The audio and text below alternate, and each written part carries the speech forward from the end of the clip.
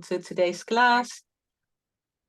Okay, so I'm so happy to see you here again today on the first Gelli Arts class of the year, and I hope it's going to be a good start of a colorful year again. Today, or this month, I should say, at Michael's, it's all about organization and planning and stuff like that. So I decided to make mini notebooks. You can also use them as a journal, or you can use them as an address book, or you could use them as a birthday calendar, or whatever you want to do in them. But they are like these tiny little colorful books.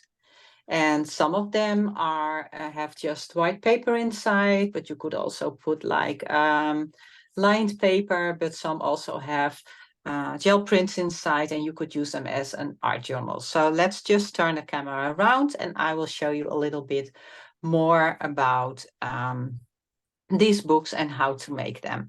So here are the books, and I have made a whole bunch of them. And so, as you can see, this little one here has only white paper in it.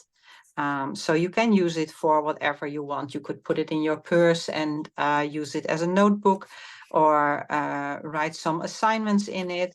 But you could also add gel prints to the little books and make it more like an art journal, and just work on the pages that the colorful and printed pages that are already in there, and also include some white paper to start like with a white page. So I have a bunch of these, and I usually make those books like these also in a bigger size from my stash. So I just normally use paper from my stash. I just go through there because I have piles and piles of prints, and then I'll just collect a bunch of these prints and combine them together and create little books. So here I already have some covers. As you can see, this is a little bit thicker paper. I like a little bit sturdier paper for the outside of the little notebooks.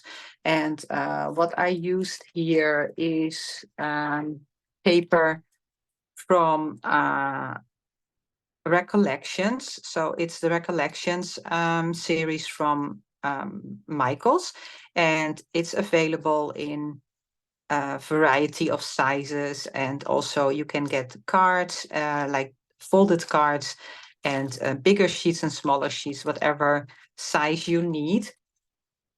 And for the inside, not only for the white pages, but also for the printed pages that are inside of my little notebooks, I like to use just random, regular, I should say, copier paper. So just very thin, very normal copier paper. Copier paper is great to print on and use in your art journals. Also for if you want to do collage, for instance, but also for the smaller notebooks as background papers. So I have here some of that copier paper already cut to size. So as I said, normally I would just go and use my stash and create a bunch of these books. But of course, we are in a gel printing class, so I will also do some gel printing today.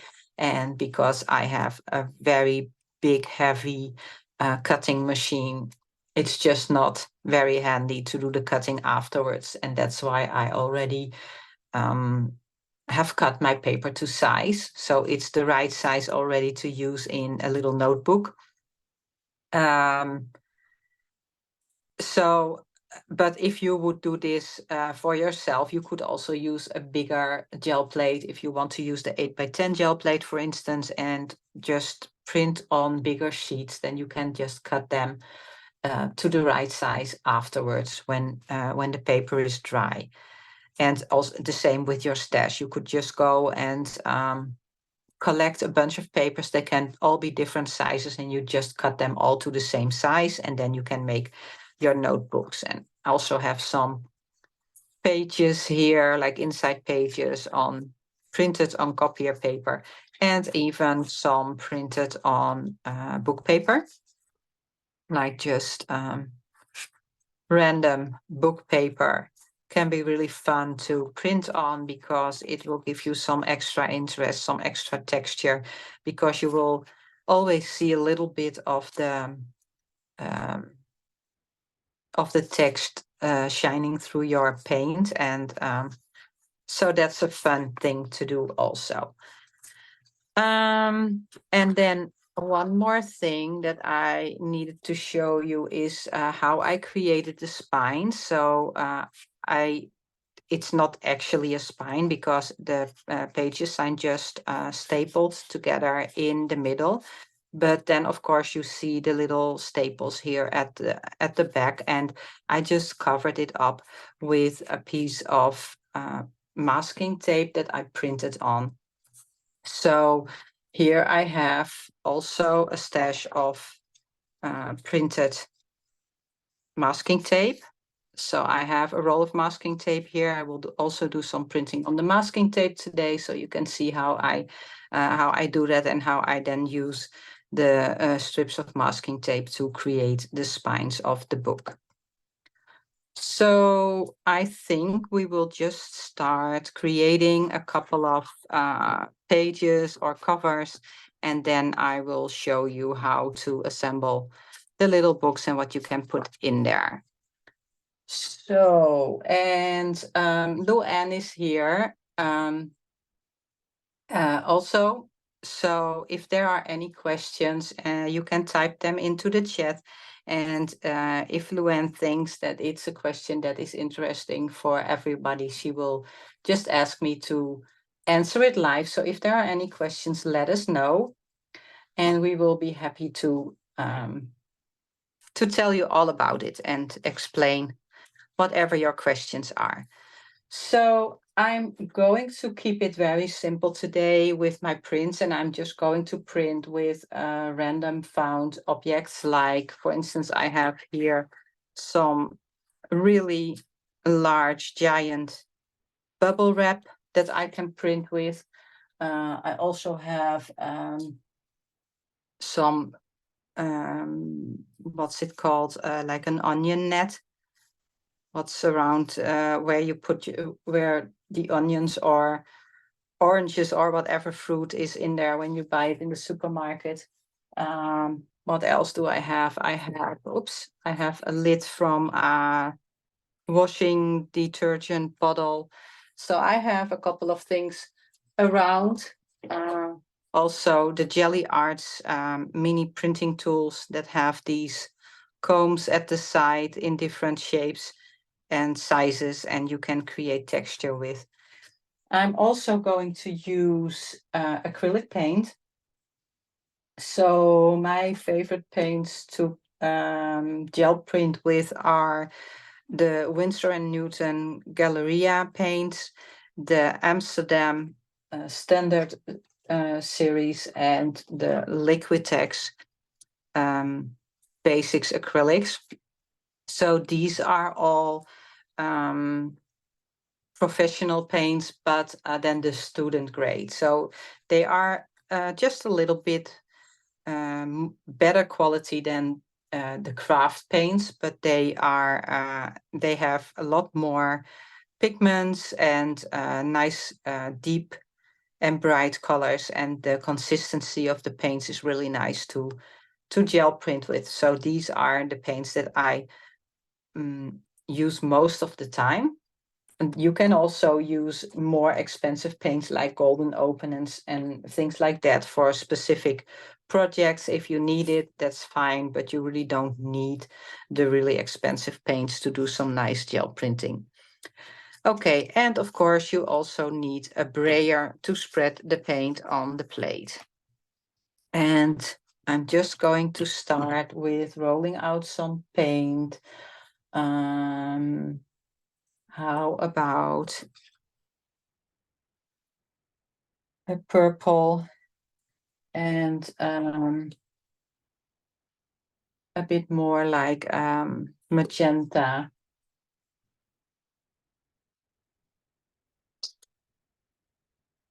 And I'm also going to add in a little bit of the permanent rose because that's a really nice and bright color.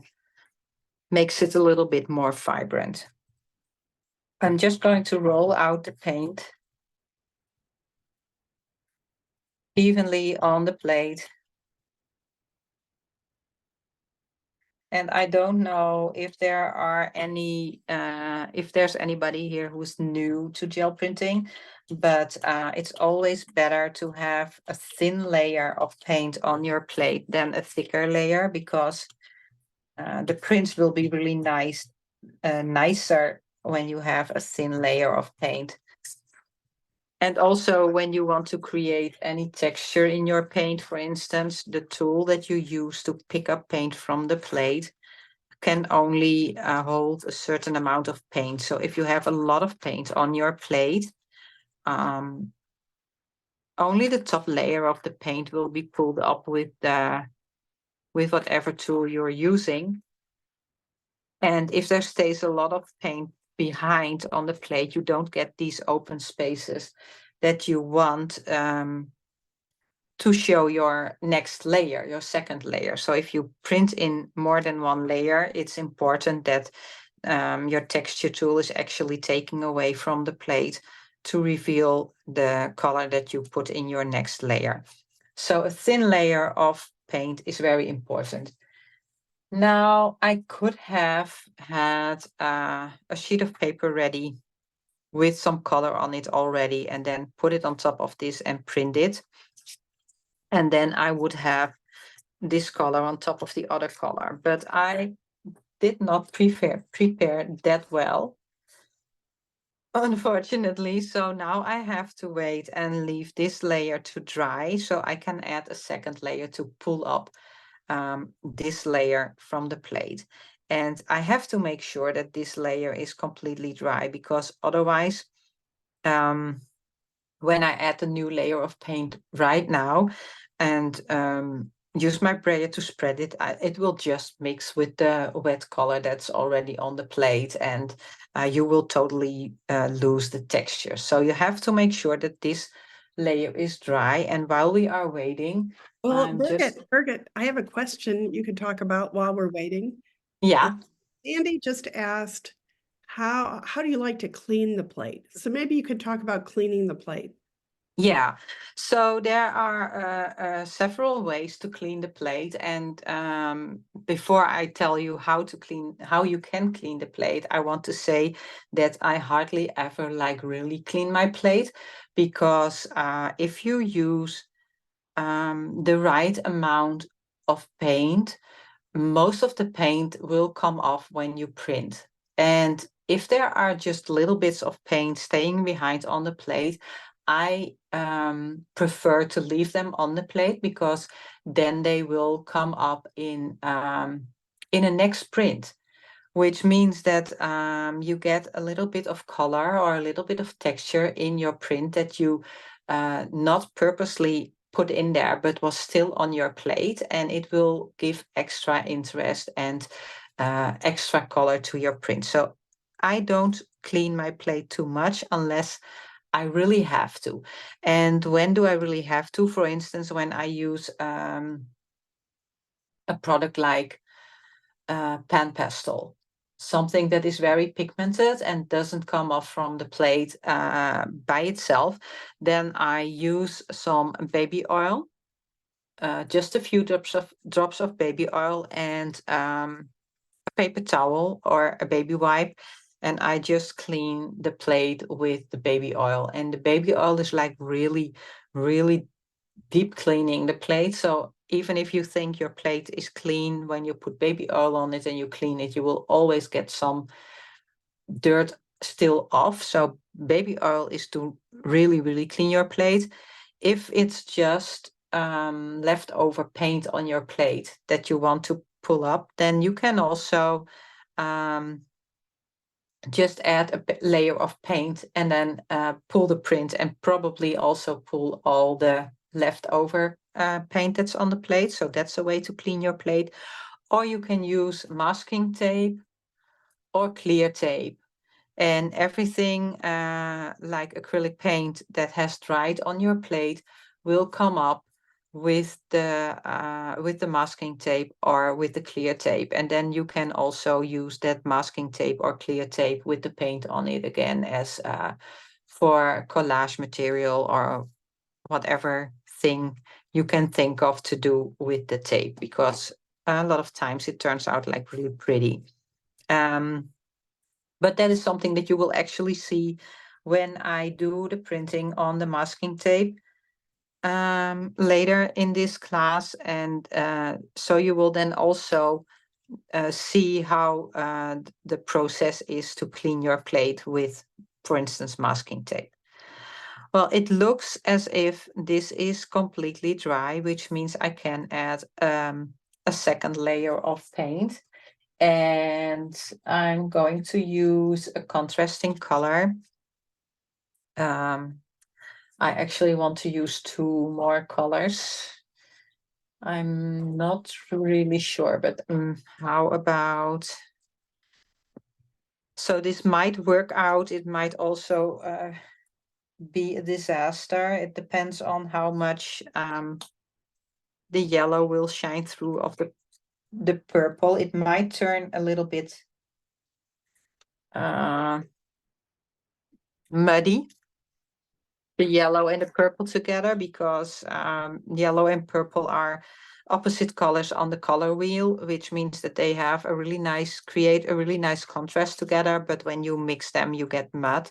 And although the purple is already dry, the layer of paint is so thin that if the yellow shines through, it might still look a little bit like dirt, but it could also be just a perfect contrast. So I'm just going to go for it and see what happens. And if I don't like it, I can always add another layer on top until I do like it. I'm going to do the sturdier paper to create a cover. I'm just placing it on top of the wet paint and rub it firmly.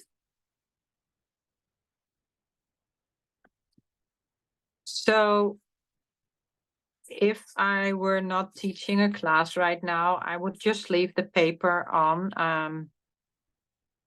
That's not something I did when I just started gel printing, but the last couple of years, I started to prefer to leave the paper on the plate for everything to dry, because if you leave it on the plate to dry, then you are pretty sure, you can be pretty sure that all of the paint will come up from the plate. And if you do not let everything dry and your layer of paint is too thick, then the top layer will only show up on your paper, and the bottom layer, the dried layer on the plate, will not come up, because the paper simply can't hold more wet paint. But when everything is dry, it will definitely come up. But this time I had a layer of paint that was thin enough to pick up all of the dried paint too. So although it is not the very bright contrasting colors that I hoped for, I think it's still pretty enough to use. I mean, it's not like really muddy. So I really like the texture that the big bubble wrap creates. So this could just be a cover as it is. I will have to fold it when I create a cover, and if I fold this one, you still see a little bit of the purple from the other side, and I think this is quite an interesting cover. Of course, if you don't like this print, you could use masking, for instance, and print another layer on top of this. So what you could do is add another layer of color, put some paper circles in it, and then make another print, and you will just only see parts of the bubble wrap in the final print. Another thing that I can do is see if I can create a print not like this, because I don't have the thread that I need to create this here, but something maybe a little bit similar, because I do have thread here. And I'm just going to do an inside page on the thinner paper. Let's take some let's take some really bright colors, like reflex rose, and the yellow is like cadmium yellow. Also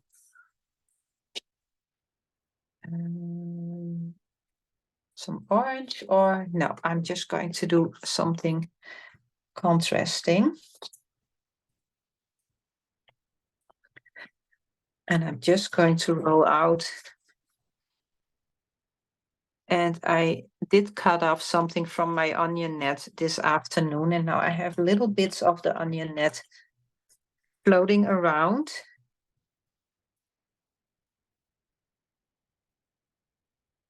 Okay, so I'm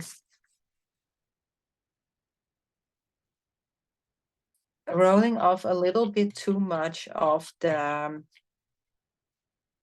what's the color called? Teal on the side. I'm not sure if that's still wet enough to print, but we'll see.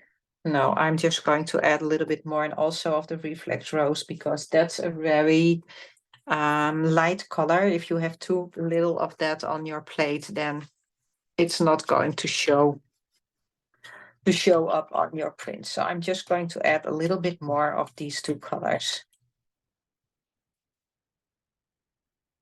That looks better. And I'm going to print it right away, because in this print, I'm going to create a texture in the second layer.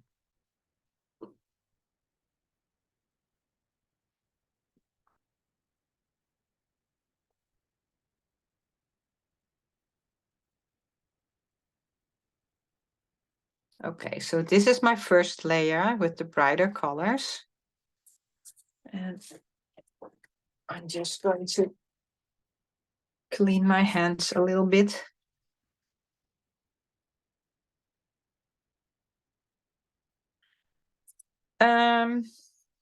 So if I would want to clean my plate, I could use my baby wipe to clean this off. I could also just wait until this is dry and then add a new layer of color and pick it up, and this would also come off and clean my plate. Or I could wait until it's dry and then use the tape to lift it off the plate. But I'm just going to go ahead and leave it on, and it will probably show up in the next layer, but that's fine with me, because I like my prints a little bit distressed, not too perfect. So I like it when they have that that little bit extra. I have to make sure that I have a dry background. So, oops, sorry. This paper has to be dry before I can add a new layer on top, because as I said, the paper can only hold a certain amount of wet paint. So if this is still wet, it will not pick up my next layer as well as when I dry this first. So I'm just going to dry it real quick. And I'm keeping the heat gun away from my plate, because you don't want to put any heat near your plate. So that's also something to keep in mind when you store your plate, that you don't put it like next to the heater or something. because that might not work well. Okay, so now my paper is dry and ready for the next layer. And I'm going to, this is almost empty, oops, and that's way too much. So I have to take some off and use that in my next print, because that would be a shame to waste.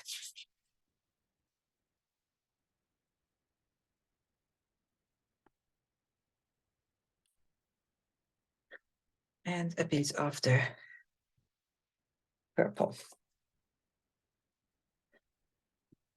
So again, I'm spreading my paint. And I think I still have too much, so I have to roll off some of that paint. That doesn't mean, by the way, that that paint goes to waste, because a lot of times I use my cleanup paper later to as collage material, or to stamp on and cut out shapes, or as a base for a next gel print. So it's not like that these papers, these roll-off papers, that they are thrown away. I have a whole bunch of them. And I let them dry in between sessions, and then use them a couple of times, and a lot of colorful layers will build up, and texture will be added to it. And sometimes they turn into really nice backgrounds for art journaling or for cards or something like that. So I have this thread here, and I'm going to place it on the gel plate. And if I can get it a little bit apart. And this will act as a mask. And when I put my paper, my first layer, on top of this paint, wherever the thread is, the paint will not be transferred to this paper, and therefore create a texture. So I'm just going to push it down again.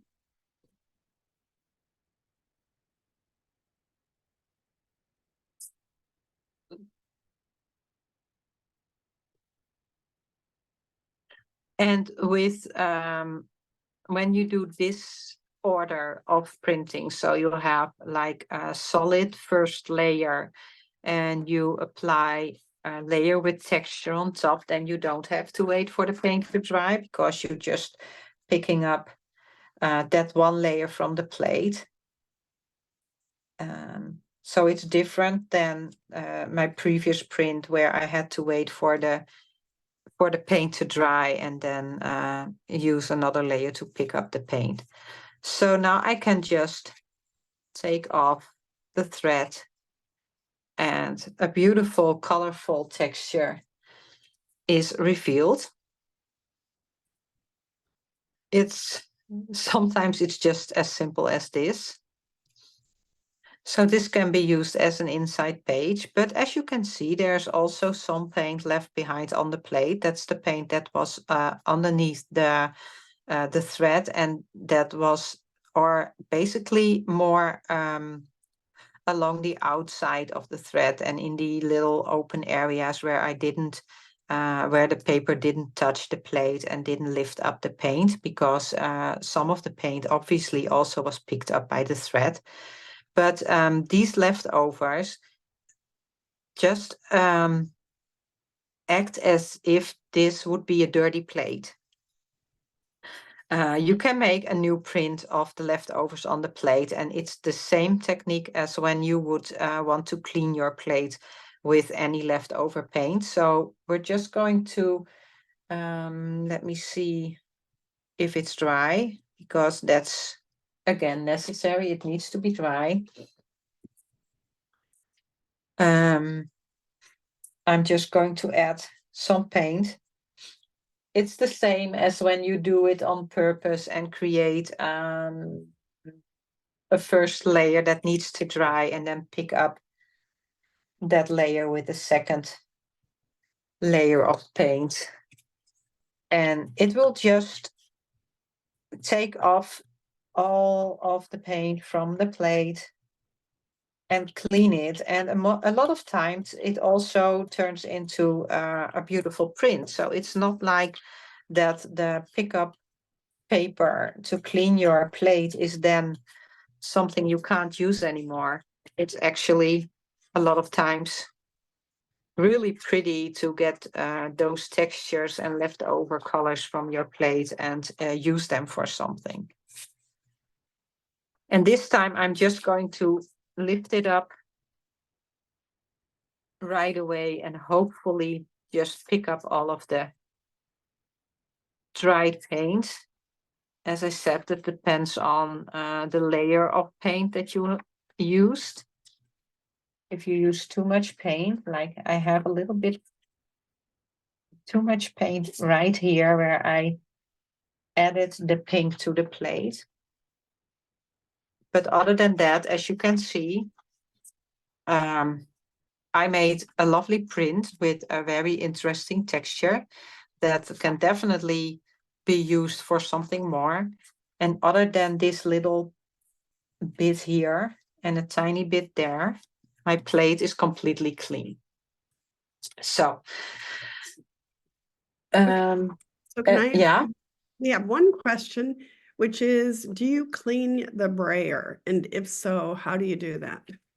Okay, so as I think I just showed you this sheet of paper, so that's where I clean my brayer.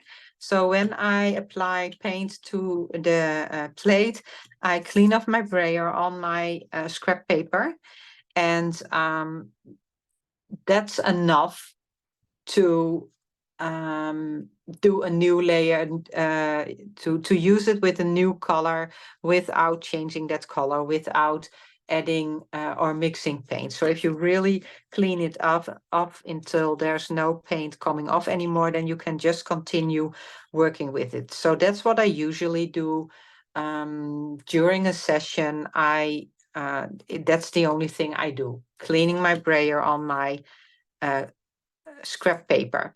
And usually I can do a couple of sessions before the paint is actually starting to pile up, because a little bit of the paint obviously is always staying behind. You can't get everything off. So as you can see, there's a tiny little bit of paint, layer of paint on my brayer. So if I really want to clean my brayer completely, I just take out this inner part, and if you can, that's the best thing to do. But there are also brayers that you can't take apart, and then you just have to do it with your handle on. But I put it in a bucket with water and washing detergent, hand washing detergent that we have here in the Netherlands called Biotex, which has enzymes, and the enzymes just make the paint come off. So I just leave it in there overnight, and then I can just rinse it on the water, warm water, and then my brayers look like, I don't know if I have one here. I have one here. So this is also a used one, and it looks quite new because I cleaned it with the washing detergent. Some people say it even works if you only use warm water. I think it's a little bit harder than to get the paint off. And I can safely say you, because I know you're all from the United States or from Canada. You have Murphy's oil, and that is kind of works the same. So just put it in a bucket with water with some Murphy's oil and leave it overnight or for an hour or two, and then you just can wash off your the paint from your brayer. That also works perfectly, by the way, with stencils. So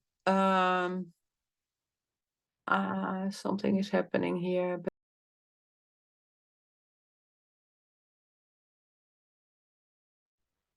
We just lost your sound.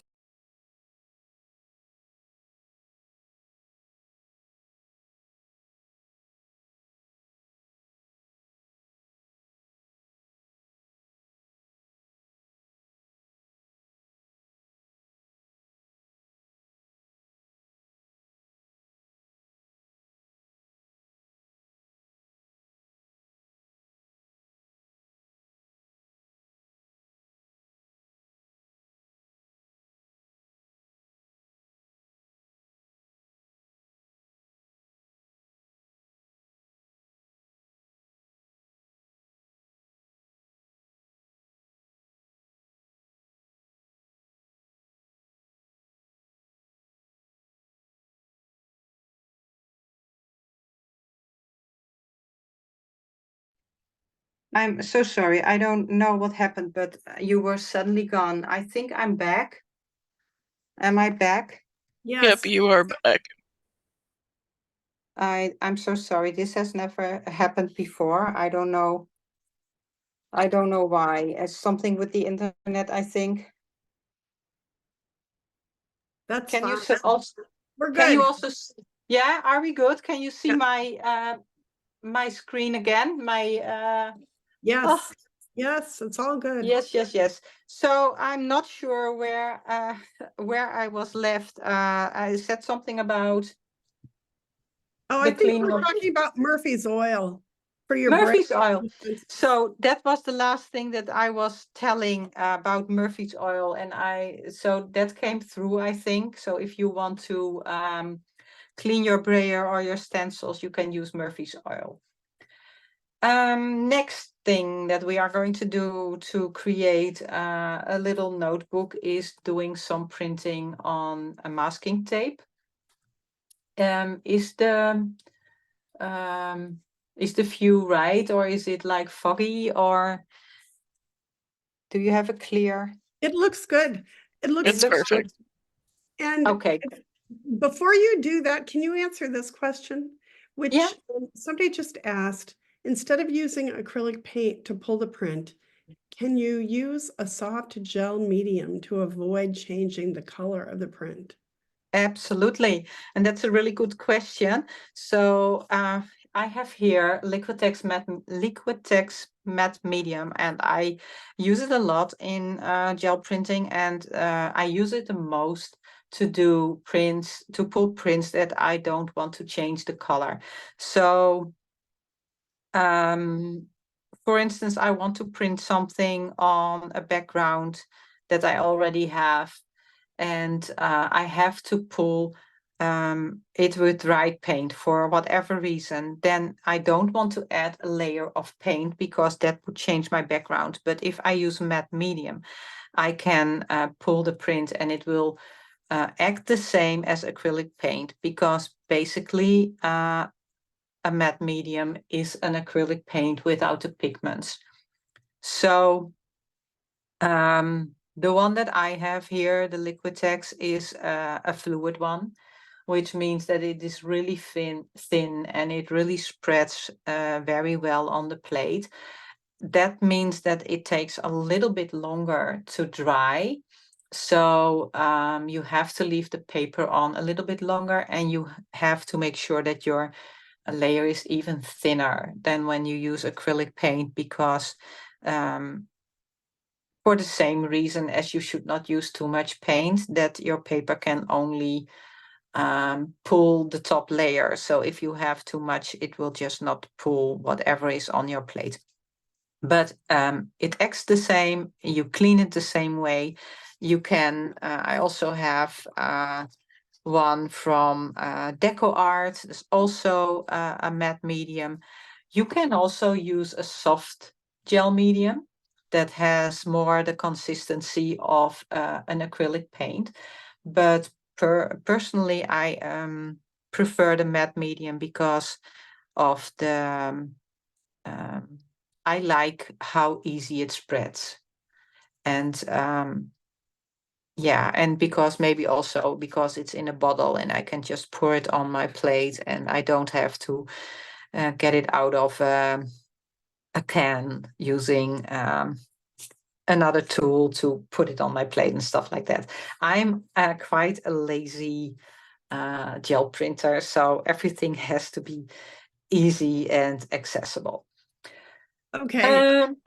Yeah. Lazy? I don't know about that. You're an amazing printer. Oh, thank you. But we have one other question which says, can you use washi tape instead of masking tape?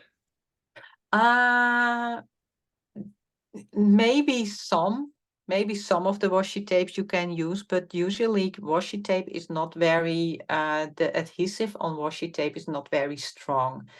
And what you're actually doing when you're printing on the masking tape is you use the sticky side to pull up dried paint from your plate. And washi tape usually isn't strong enough to pull dry paint from the plate because you really need some tackiness to be able to do that.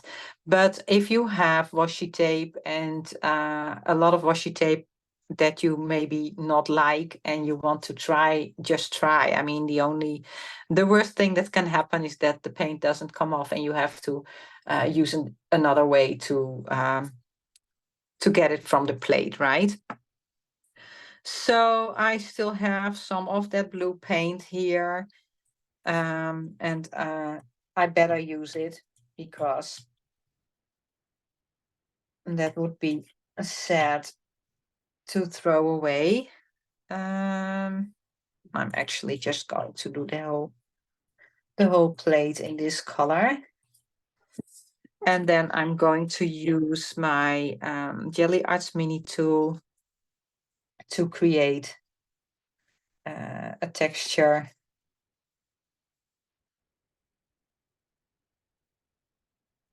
in the paint. And what I'm doing is basically just scraping away paint from the plate. And that way I create open areas in which I can add a second color. So this is the same technique as I used for the first print.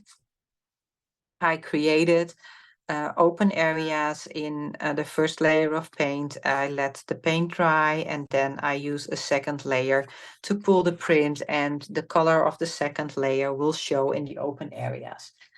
Now, I think this is not dry yet, so again, we have to be a little bit patient, and I'm going to use a yellow, and how about we use a gold to pull the print. So I think I need a minute or so for the paint to dry, and while I wait for that, I will just get my stapler because I forgot to get that in the first place. So I will actually be able to assemble a book and show you how. So I'm just going to try and speed up. So this is one of the reasons, the waiting for paint to dry, not only before I can add a second layer, but also if I want paint to dry, paper to dry on the plate, or like in the next step when I do the masking tape, the next layer also has to dry. When I do gel printing for myself, I usually work on more than one plate at the same time, so I can continue working while one is drying. I can continue working on the second one. Also, I sometimes use a second plate as my, instead of my scrap paper. And I roll off my excess paint on the second gel plate.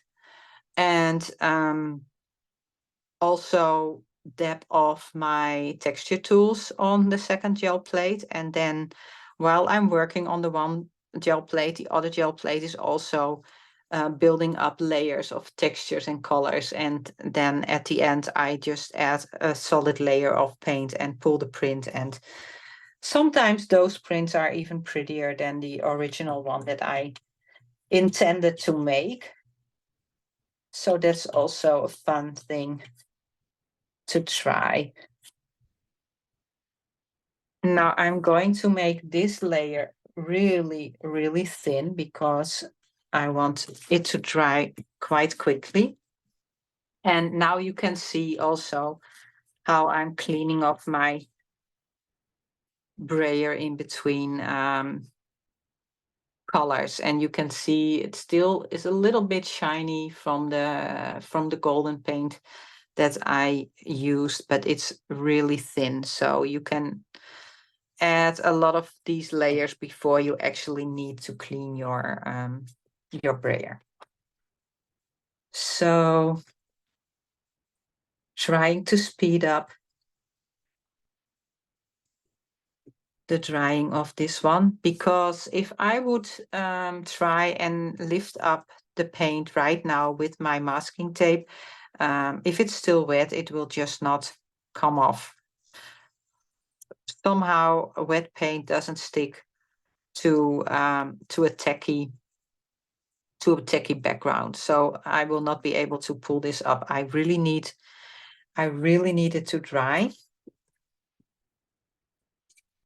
So maybe I'll just put this aside for a moment and already fold some paper to create a little book. So this was going to be my cover. I'm just going to fold it in the middle. And then this is one of the inside pages, and I can fold it either way, whatever I want. I can fold it like this, and then it will open. If I put it in the middle, it will open as a spread. And if I put other pages in between, then it will open as two different pages. But I can also do it this way around and have the first page colored. Let's do that. So that's going to be the first one that's going to go inside. And then I can decide to have more of these white pages on the inside. And I can have more. Let me see, where did I put the pre-cut pages that I showed you at the beginning? I have no idea where I put everything. And I don't even have like a really big space here. Here they are. So add one of these in the middle. Something like this. Now, as you can see, it is sticking out a little bit.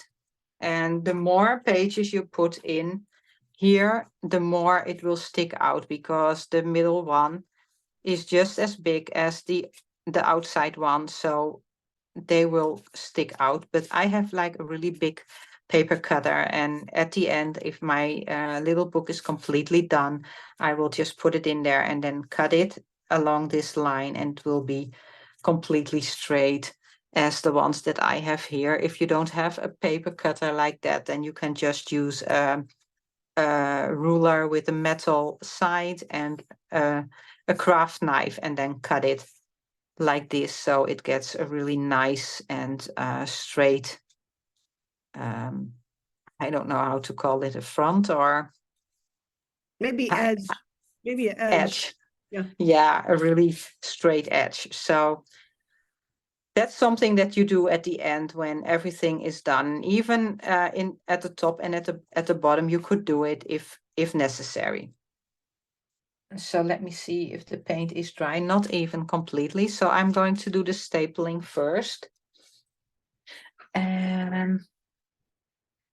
So I have this long arm stapler here. And I want my the open part of the staples inside.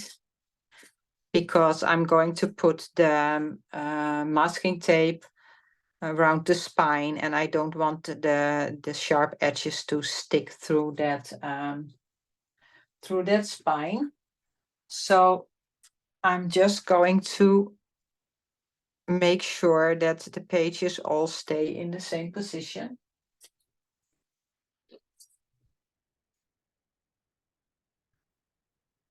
And this is also always a little bit of hoping that it actually gets really in the middle, but usually you can bend it a little bit.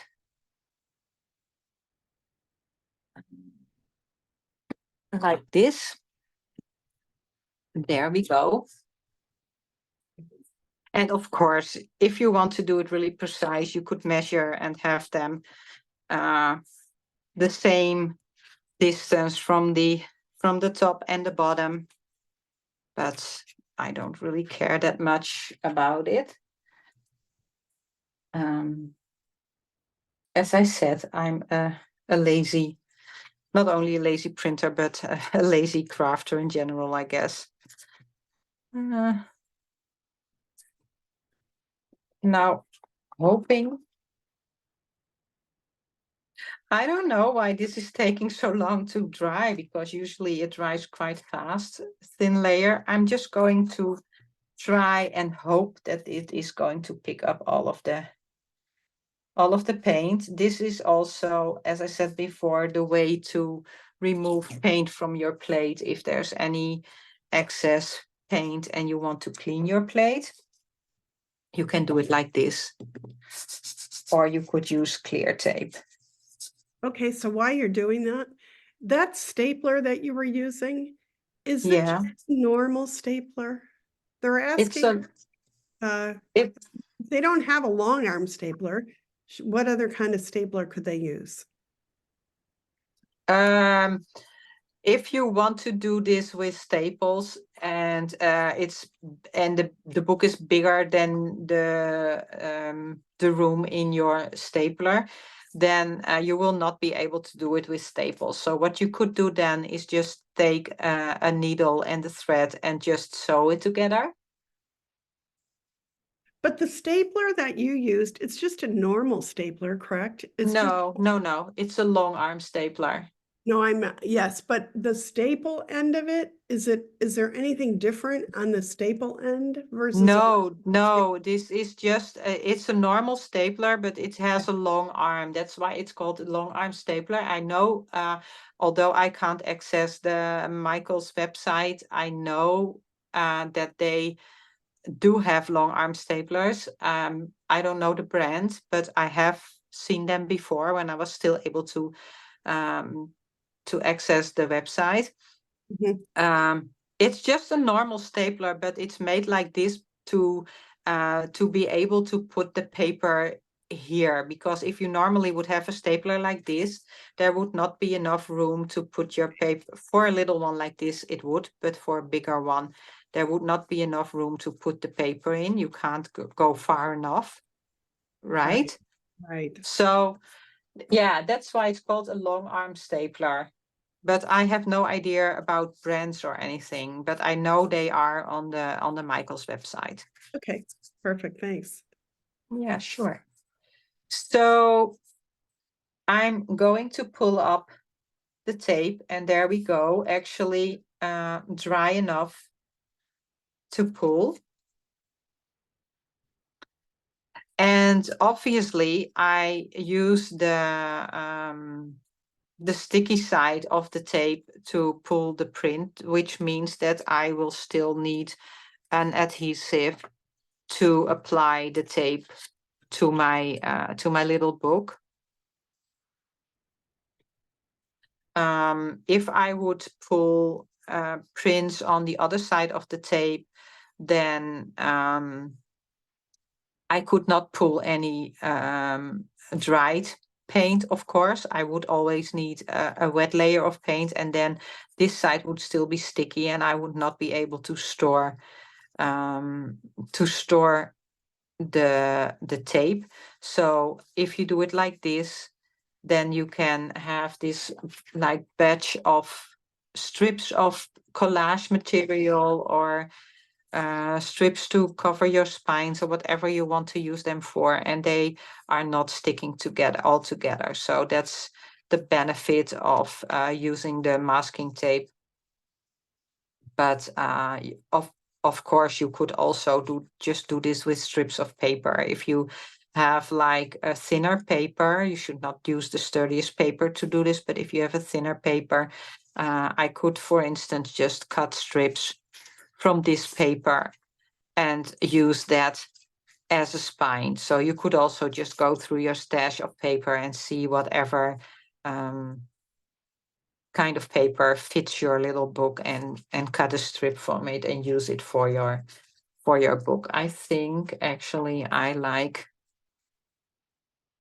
don't know, maybe I like this one better. No, I'm just going to go ahead and use this one. So I try to line up one side at the bottom or the top, and then I use my scissors to cut off the excess when when it's dry. So I'm just going to apply, and then again, my favorite matte medium shows up again. I use it also as an adhesive. Need a better brush. Okay. So I'm just going to apply a little bit of the matte medium.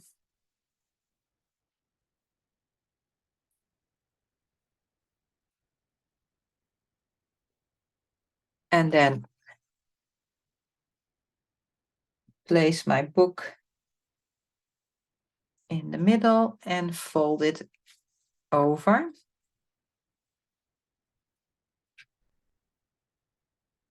And then usually I use the same clips that I just used to keep the paper in place. And do it like this because the matte medium is not like an, how do you call it, adhesive tape, for instance. It's not like dry instantly, so it needs a moment to dry, otherwise it will just move. And then I can just use my scissors and cut off the excess. And as I said, then I use my my big cutting machine and cut the edge straight, and then I have another little notebook. I'm sorry. So this way, especially if you don't have to make the prints, especially for the books, but if you just use your stash, it is a really quick way to create a lot of these little books, and I think they are also fun to give away. I'm so sorry. Okay, so maybe we can turn the camera again to my face.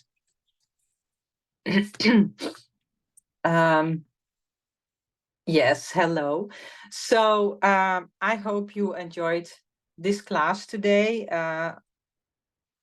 I'm very sorry that I lost the connection, but I hope everything was clear and you got some new fun ideas to create little notebooks. And I hope to see you again next month. I think it's February 7th. And we will make some Valentine cards with a gift. So I hope to see you again then. And until then, I hope you are going to be very well. Thank you so much. Bye. Bye-bye.